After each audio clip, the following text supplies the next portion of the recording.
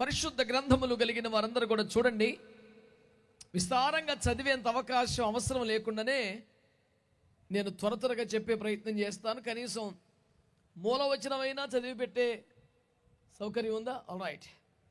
85వ కీర్తన 10వ వచనాన్ని చదవగా శరవేగంగా త్వరగా 4 మాటలు మీ దృష్టికి తీసుకొచ్చి నేను సెలవు తీసుకుంటాను. ప్రియులారా, కృపా సత్యములు కలుసుకొనినవి, నీతి సమాధానములు ఒకదానికొకటి ముద్దు పెట్టుకొనినవి. ప్రేమ కలిగిన మా తండ్రి, ప్రాణాత్మ దేహములతో మీకు లొంగిపోతున్న అల్పదాసును అంగీకరించి అగ్ని చేత కాల్చి పుటము వేసి పరిశుద్ధపరిచి మీరు చేయనుద్దేశించిన కార్యములన్నీ ఈ సమయంలో ఈ దీనపాత్ర ద్వారా చేసుకుని మహిమ పొందమని యేసునామములో ప్రార్థించి పొంది నాము తండ్రి. ఆమేన్. ఒక మంచి స్తోత్రం చెబుదాం. హల్లెలూయా. కాస్త అలిసిపోయిన మాట నిజమే, కానీ కొంచెం ఓపిక చేసుకుని బాగా చెప్పండి. నాకు తెలిసినంత వరకు దైవ సేవకులకి అందున ప్రసంగికులకు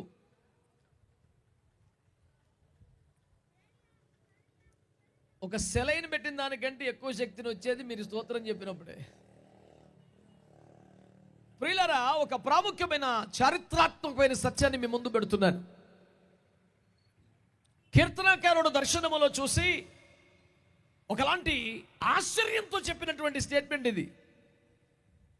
కృపా సత్యములు కలిసిపోయాయి, నీతి సమాధానములు ఒకదానికొకటి ముద్దు పెట్టుకున్నాయి అంటూ out of excitement he was declaring like anything, చాలా అబ్బురపడుతూ ఆశ్చర్యపడుతూ చెబుతున్నాడు.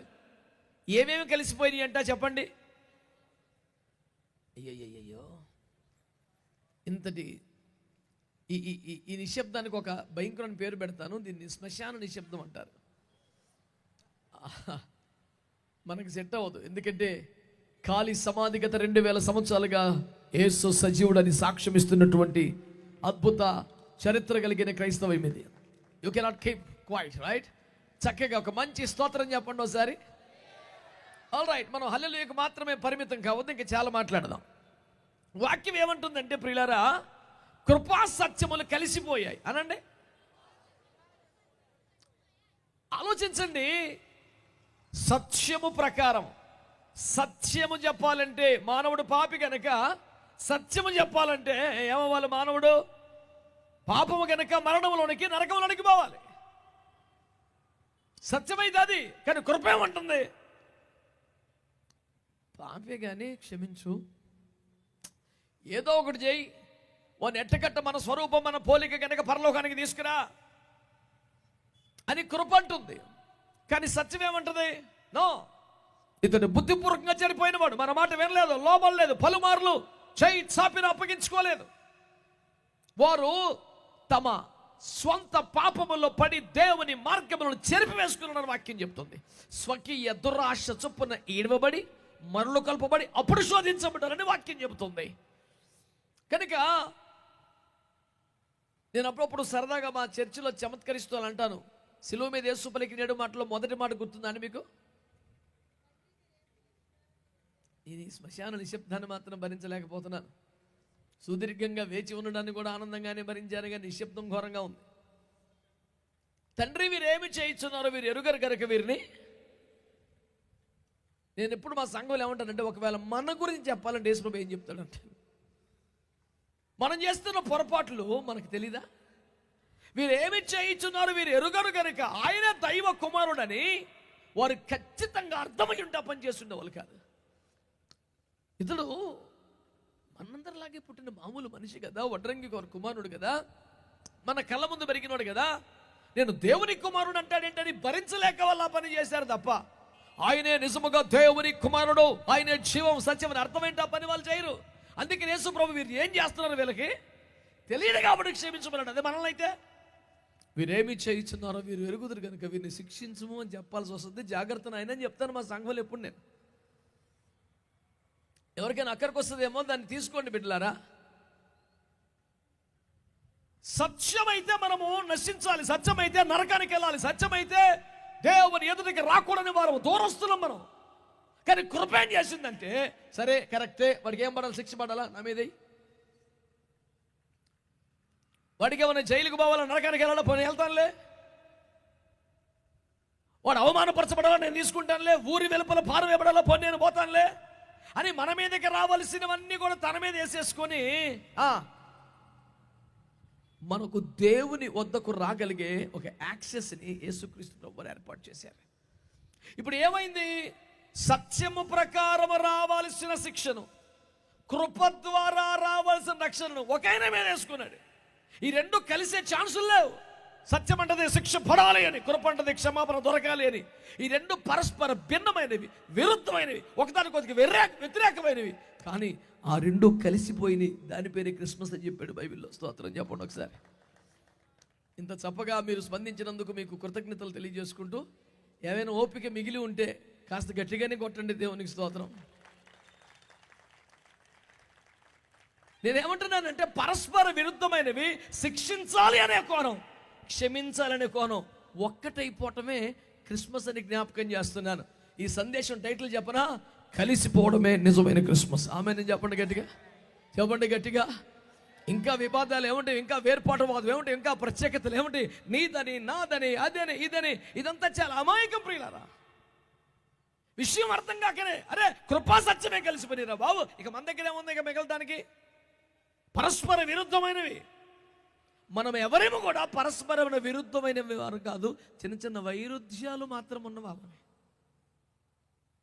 ఈ పేరు మీద ఆ పేరు మీద, ఈ కారణంతో ఆ కారణంతో, ఈ బోధ ఆ బోధ సిద్ధాంతం, ఏదైనా ఒక కారణంతో మేము వేరు అనే అమాయకమైన భావనను ఖండిస్తూ కలిసిపోవటమే అసలైన క్రిస్మస్ అనే సందేశాన్ని మీ ముందుకు తీసుకొస్తున్నాను.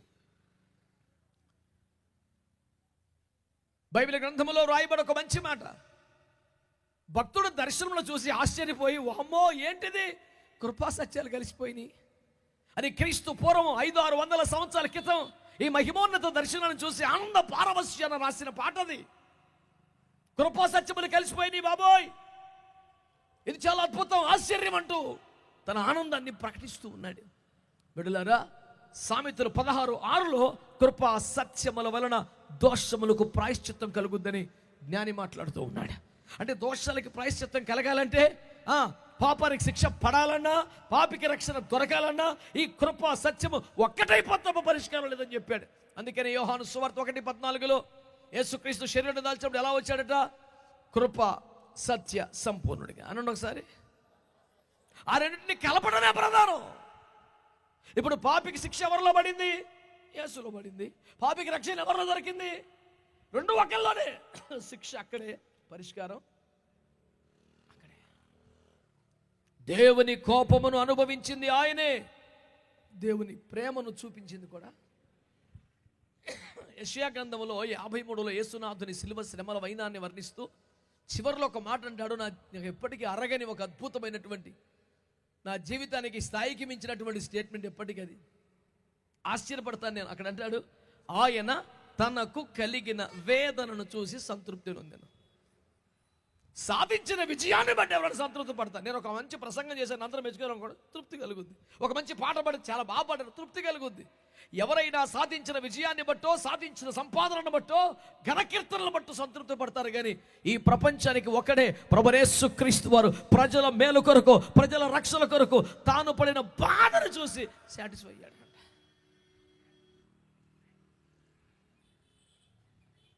ఎంత ఆశ్చర్యం అండి! తనకు కలిగిన వేదనను చూసి ఆయన సంతృప్తి నొందెను. పోన్లే, నా బిడ్డల కోసం బాగా బాధపడ్డాను, ఇవాళ నా ప్రజల కోసం బాగా కష్టపడ్డానని సంతృప్తి పడ్డాడంట. ఈ రోజున మనము దేనికి సంతోషపడాలి, దేన్ని బట్టి ఆనందపడాలి? కొన్ని వందల సంవత్సరాల క్రితమే ఆకాశములో జరిగిన అద్భుతాన్ని చూసి ఆనంద పారవశ్యమైన ప్రవచనాత్మకమైన కీర్తన రాశాడు. కృపా సత్యములు కలిసిపోయాయి, కృపా సత్యములు కలిసిపోయాయి. ఈ క్రిస్మస్ పిలుపు వెనకాల నా ఆవేదన ఏంటంటే, పరస్పర విరుద్ధమైనవి, ఎప్పటికీ ఆన్సు లేనివి రెండు కలిసిపోయినాయి. దానివల్లే లోకానికి రక్షణ వచ్చింది. ఇంత జరిగిన తర్వాత ఇంకా కలవకపోవడానికి నా మధ్యలో ఇంకేదైనా కారణం ఉందా? ఒక్క మాట చెవుల్లో మారుమోరండి, కలిసిపోవడమే క్రిస్మస్ అనండి, అనండి. ఒక బహుభయంకరమైన మాట చెప్పనా? అసలు కలవడమే క్రిస్మస్ అంటే, క్రిస్మస్ పేరు మీద విడిపోతే దీనికి మించిన పాపం ఎగలేదు. తెలుసు, రక్తం ఏం చేయి.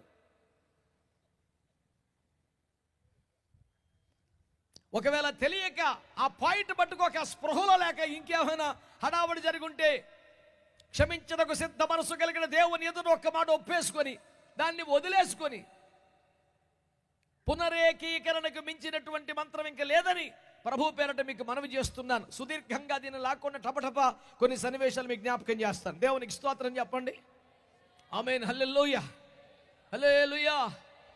గబ్రియేలు వర్తమానం తీసుకొని కన్యమరి దగ్గరికి వచ్చాడు కదా. ఒక్కొక్కటి చదవక్కర్లేదు, లూకాసువార్త ఒకటిలో మాట్లాడుతున్నాను నేను. వచ్చిన తర్వాత దయాప్రాప్తురాలు నీకు శుభం అంటాడు. ఏమిటా శుభం వచ్చినవంటే, అప్పటికే ప్రధానం అయిపోయి రేపో మాపో పెళ్లి సందర్భంలో 2 కుటుంబాలు ఉండగా గబ్రియేలు తెచ్చుకొచ్చిన సమాచారం ఏమిటంటే, బిడ్డ నువ్వు గర్భం ధరించాలి. అది శుభవార్త ఎట్లయితుంది? అత్యంత ప్రమాదకరమైన వార్త. What do you mean? Yes, నువ్వు గర్భం ధరించాలి. నీకు ప్రధానమైందని తెలుసు, రేపో మాపో పెళ్ళని తెలుసు. ఈ లోపు దేవుని వాక్యమని గర్భం ధరించాలి నువ్వు. ఈ దేవుని చిత్తం, దేవుని ఏర్పాటు. అంటే ఆ బిడ్డ అంటది, అమ్మో పిల్ల ఆగిపోద్దేమో, పరువు పోద్దేమో, మమ్మీ డాడీ ఒప్పుకోరేమో. ఇన్ని ప్రాక్టికాలిటీస్ ఉంటే అన్ని పక్కన పెట్టి అసలు ఎలా సాధ్యం ఇది? సాధ్యాసాధ్యాల సంగతి నేను చూసుకుంటావులే, నువ్వు దేవుని చిత్తానికి అప్పగించుకుంటావా చెప్పు అనగానే, నీ మాట చొప్పున నాకు జరుగునుగా కానీ ఆ మాటను యాక్సెప్ట్ చేసిందంట. స్తోత్రం చెప్పండి. హల్లెలూయా. అంటే నా పరువు పోయినా, నాకు శ్రమ వచ్చినా, కష్టం వచ్చినా, ఇబ్బంది వచ్చినా, ఇంట్లో వాళ్ళు గెంటేసిన, ఎవరు యాక్సెప్ట్ చేయకపోయినా అది దేవుని చిత్తం అయితే నేను అప్పగించుకుంటాను అంటూ ఒక త్యాగంతో, సమర్పణతో ముందుకు వచ్చింది. ఇప్పుడు ఒక్క మాట చెప్పండి, మరియమ్మ దేవుడా? మరియమ్మ దేవత? పోనీ మరియమ్మ దేవదూత? కానీ మరియమ్మలోకి వచ్చింది ఎవరు? నువ్వు. అల్లా వాక్యం, వాక్యం. అది ఎవరికైనా తప్పదురా. దేవునికి స్తోత్రం. హల్లెలూయా. ఇంక తిరగలేదే రక్తం ఏం చేయం. గట్టిగా దేవునికి స్తోత్రం చెబుదాం. మరియ లోపలికి వచ్చింది దేవుని వాక్యం. అనండి, అనండి, అనండి.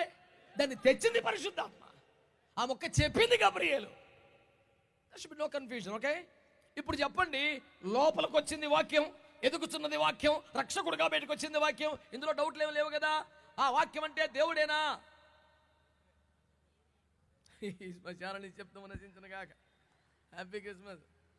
ఏమిట్రా నాయన చెప్పండి. ఆది ఎందు వాక్యం ఉండును, వాక్యము దేవుని వాక్యమే, ఆ వాక్యమే శరీరధారి అయి. అంటే లోపలికి వచ్చింది వాక్యమేనా? వాక్యం దేవుడా కాదా? మరియమ్మ దేవుడేనా? కాదా. లోపలికి వచ్చాడు మాత్రం నరుడు దేవుడు. అనండి, కలిచారా లేదా? మనకేందిరా ప్రాబ్లం? వేసు రక్తం చేయం. ఈయన మట్టి మనిషి అండి, ఆయన మహాదేవుడు అండి. అఖిల బ్రహ్మాండమును చరాచర జగత్తును పుట్టించి పోషించి పాలిస్తున్న మహాదేవుడు, ప్రపంచమును నిర్మించి నిర్వహిస్తున్న వాగ్దేవుడు ఆయనే. సైలెంట్గా వచ్చి ఇందులో కూర్చున్నాడు మట్టి మనిషిలో. యాక్చువల్గా మాకు కూడా అభ్యంతరం లేదు, కానీ there are some practical problems. We may not explain everything. Okay, explain చేయొద్దు, దాచిపెట్టొద్దు, తీసేయి. That's what Christmas is. ఏమే? అరే దేవుడు చేతిలో కూర్చున్నాడు. ఇప్పుడు మాట్లాడతలా నరునిలో, మనిషిలో కృపా సత్యములు అంటలా, కృపా సత్యములు, దైవ నరులు. మాట్లాడతలా మీరు సరిగ్గా. హల్లెలూయా. ఇంకొక రూపంలో కూడా చెప్దాం, ఇంకొక రూపంలో కూడా చెప్దాం. దేవుడు ఆత్మ అనండి. అంతేనా? యోహాను సువార్త 4:24 ప్రకారం, 2 కొరింథీ 3:18 ప్రకారం ప్రభువే ఆత్మ, దేవుడు ఆత్మ. ఓకే, దేవుడు శరీరంలోకి వచ్చాడు కదా. ఇప్పుడు ఆయనేమో ఆత్మ, మరేమేమో శరీరం. ఇప్పుడు ఏం జరిగింది? ఆత్మ శరీరం అంటలా, ఆత్మ శరీరం. హల్లెలూయా, హల్లెలూయా. కృపా సత్యాలు, దైవ నరులు, ఆత్మయు శరీరము.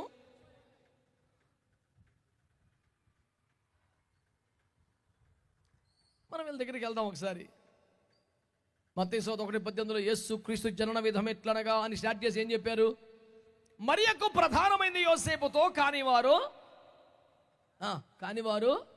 ఏకము కాలేదు. ఈయన జాగలో ఈయనున్నాడు, ఆమె జాగలో ఉన్నది. ఎవరి జీవితం వల్ల పరిశుద్ధంగా కొనసాగిస్తున్నారు. కానీ ఇప్పుడు దేవుని పరిశుద్ధాత్మ వాక్యం అనే విత్తనాన్ని పట్టుకొచ్చి మరియలో ప్రవేశపెట్టి వెళ్ళిపోయాడు. ఇప్పుడు ఆమె వాక్యమును గర్భం ధరించింది, లోకరక్షకుడు గర్భములో ఉన్నాడు. మొత్తానికి ప్రపంచానికి చెందిన వార్త అంటే గర్భవతి. యోసేపుకి సమాచారం తెలిసి అల్లరి చేసి నానా గోల పెట్టి పరువు నష్టం చేసి ఏం చేయకుండా పోన్లే నిజాలు దేవుడు తెలుసు, ఒక ఆడబిడ్డ జీవితాన్ని ఎందుకు ఇబ్బంది పెట్టాలా, రోజుకు ఒక మనిషి అడుగుతుంటే నేనేం ఏదో సిటీకి పోయి ఏదో పని చేసి పోతాను, సైలెంట్కి వెళ్ళిపోతున్నాడట. గబ్రియల్ వచ్చాడు, జోసెఫ్ ఎస్ నీకు ప్రధానం చెప్పిన నీ భార్య ఉందే, ఆమె తప్పు చేయలేదా, ఆమె లోపల ఉన్నది పాపం కాదు, దేవుని వాక్యం, దానికి కారణం ఏ మనిషి కాదు, దేవుని పరిశుద్ధాత్మ. ఆమెను చేర్చుకోవడం ఏమాత్రం ఇబ్బంది పడద్దంటే ప్రపంచమంతా అస్సగించుకునే పరిస్థితి ఉన్నా, వేల ప్రశ్నలు రోజు బాణాల మీదకి వచ్చే ఛాన్సులు ఉన్నా, ఇది దేవుని చిత్తమా, దేవుని రాజ్యం కొరక, లోక రక్షణ కొరక, ఓకే అని ఇంకా వివాహం కాలేదు, వారు ఏకం కాలేదు, కానీ భార్యను చేర్చుకొనేను అనండి. వీళ్ళిద్దరు కలిసి తిప్పలు పడుతున్నారు. ఇప్పుడు దీనికి ఏం బాధ్యత సార్? ఫ్రెండ్స్ రే నీకు సంబంధం లేని గర్భం, బాధ్యత బోధాన్ని వేసుకుంటావు, మా ఫ్రెండ్ అని చెప్పుకోవడానికి ఇబ్బందిగా ఉంది అని అంటున్నారు. ఇట్స్ ఆల్ రైట్, దేవుడు నాతో మాట్లాడాడు, ఇది దైవికమైన కార్యం. కొన్ని నిందలు, శ్రమలు, అవమానాలు వచ్చినా దేవునికి మహిమ, లోకానికి రక్షణ. నువ్వు మాట్లాడబాకు. అరే ఏం పిచ్చిరా నీకు, ఇద్దరు అందరు తిడుతున్నారు. ఇప్పుడు చెప్పండి, నీకు వివాహం అయిందా? కాలేదు. వాళ్ళిద్దరు ఏకమయ్యారా? కాలేదు. కానీ ఇద్దరు కలిసి ప్రయాణం చేస్తున్నారు. ఈవిడి గారి బాధ్యతలన్నీ ఆయనే తీసుకుంటున్నాడు. ఎవడి ఇంట్లోకి రానివ్వకపోతే ఎన్నో బాధలు పడుతున్నాడు. ఆయన ఒక మేల్ నర్స్ అయిపోయాడు, ఆయన డాక్టర్ అయిపోయాడు, అన్ని బాధ్యతలు ఎత్తుకెత్తుకున్నాడు. వీళ్ళిద్దరు కలిసి పని చేస్తున్నారే, కలిసి బ్రతుకుతున్నారే.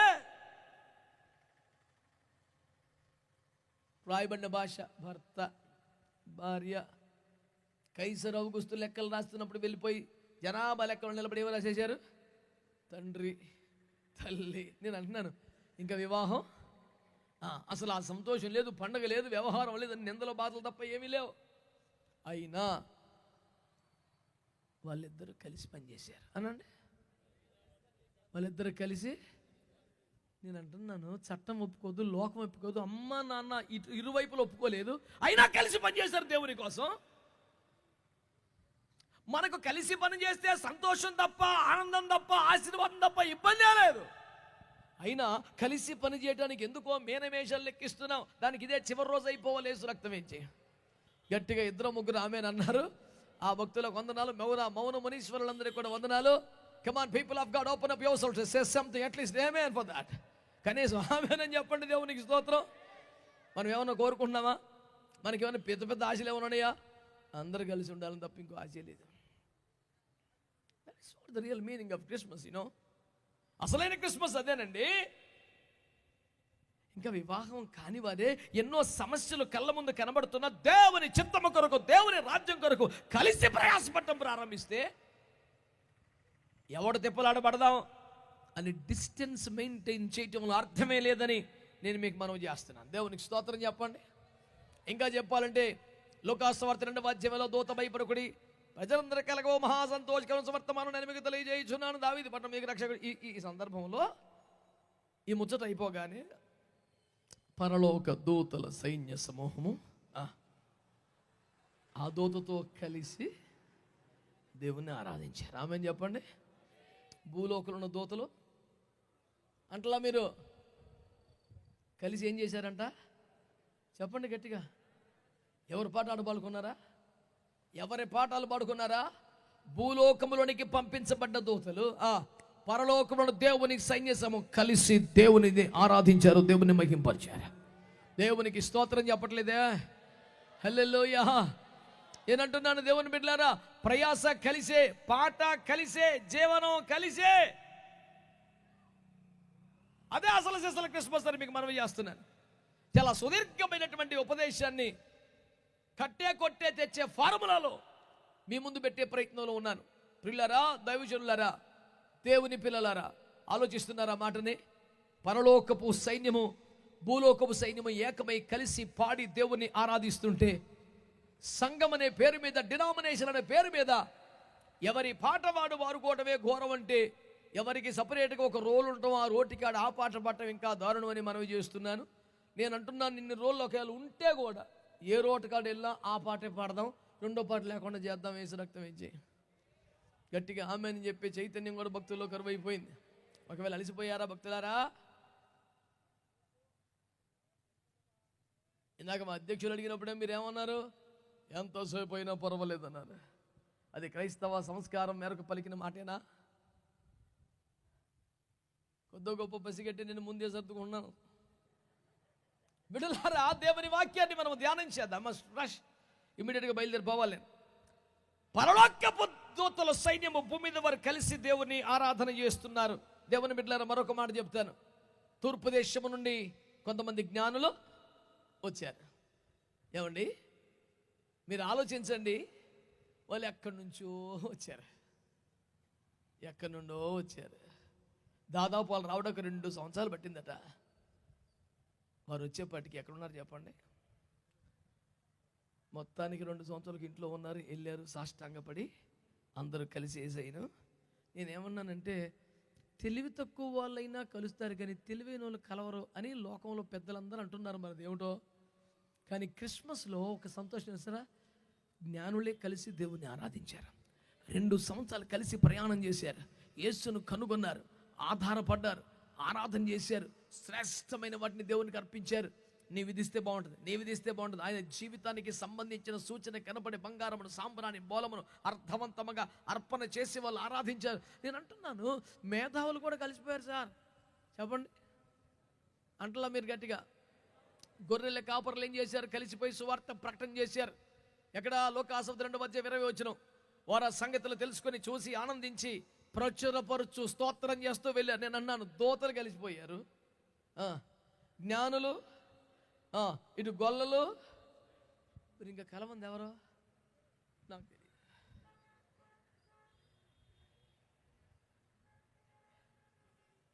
కనుక ఆయన పుట్టాడంట, ఆయన వచ్చాడంట, ఆయన తెచ్చాడంట. ఈ అటబోగట్ట ఏమిటి? నేను మా సంఘంలోదే రాక్షకుడు ఇంకా అట ఏమిట్రా? అటబోగట్ట కాదు ఇది. It's confirm news, it's history man.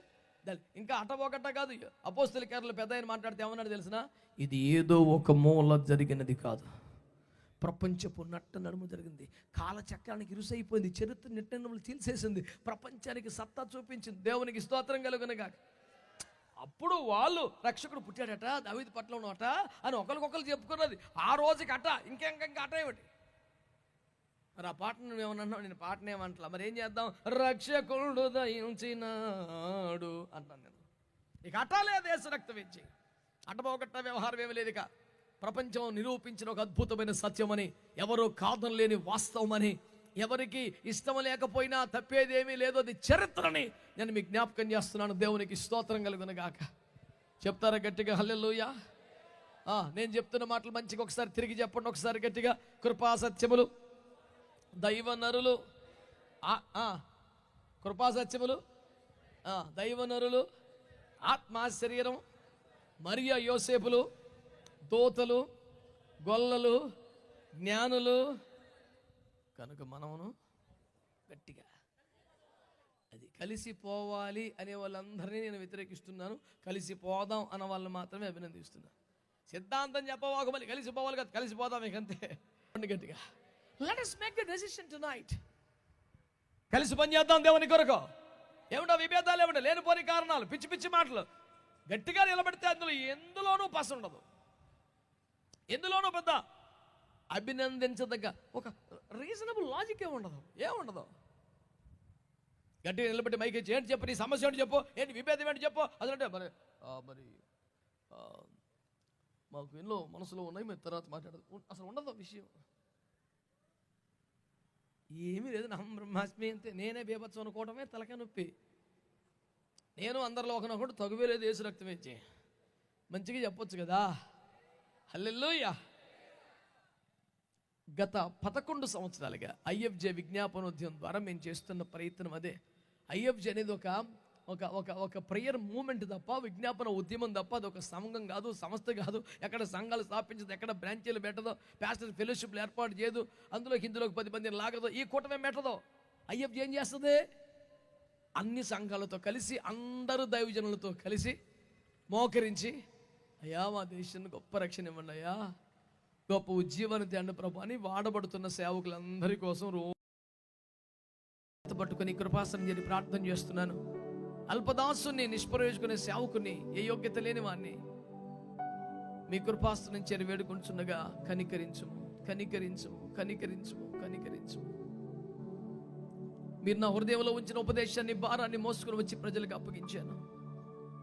చిన్నలు, పెద్దలు, దైవ సేవకులు, నాయకులు అందరూ మీ మాటను ఆలకించారు, అంగీకరించారు. అనేక మంది గుండె లోతుల్లోంచి ఒక దుఃఖం పొగిలి వస్తుండగా, నిజమే, కృపా సత్యాలే కలిసిపోయాక, దైవ నరులే ఏకమయ్యాక, ఆత్మ వాక్యము ఏకమయ్యాక, దూతలు ఏకమయ్యారు, జ్ఞానులు ఏకమయ్యారు, వాళ్ళు ఏకమయ్యారు. మేమందరం ఏకమైపోయేవాలి, కలిసి పని చేయాలి, కలిసి ప్రార్థించాలి, కలిసి ఆరాధించాలని ఒక తీర్మానంలోకి మీరు నడిపినందుకు స్తోత్రం. ఎంతమంది రాత్రి ఆ వాక్యాన్ని అంగీకరించారో, తీర్మానం చేశారో వాళ్ళని ఇప్పుడు మీరు దర్శించండి. వారి చేతులు పట్టుకోండి ప్రభువా, వారిని బలపరచండి ప్రభువా. మరి ఎప్పటికీ వెనక్కి వెళ్లకుండా, బలహీనపడకుండా వారిని స్థిరపరచండి. అల్పదాసుడు మీ పాదములు చేసిన ఈ చిన్న పరిచయను ముద్రించి తగిన ఫలితము దయచేయమని, వాక్యము వ్యర్థం కాకుండా నీరు కట్టి ఫలింప చేయమని మీ రక్త ప్రోక్షణకి, దూతల పరిచరణకి అప్పగిస్తూ యేసయ్య పేరట ప్రార్థించి వేడి పొంది ఉన్నాము తండ్రి. ఆమేన్.